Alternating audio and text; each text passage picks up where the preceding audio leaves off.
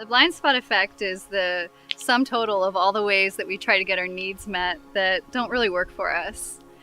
We form blind spots when we're young, and then we actually act them out through our entire lives in these pattern behaviors and emotions and our style of thinking even that we completely miss. And what's funny is that our blind spots can be so obvious to the people around us,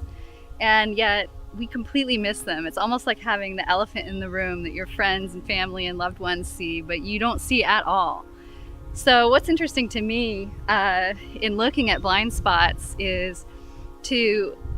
illuminate the ways that we cause ourselves to suffer in order to get more clear and get more whole and welcome in these parts of ourselves that haven't seen the light of day for a long time, maybe since we were young, and to help us gain an insight and reclaim the forms of power that we've lost, as children often. So the blind spot effect is something that we all experience, and it's something that we can all get awake to as we're on this journey.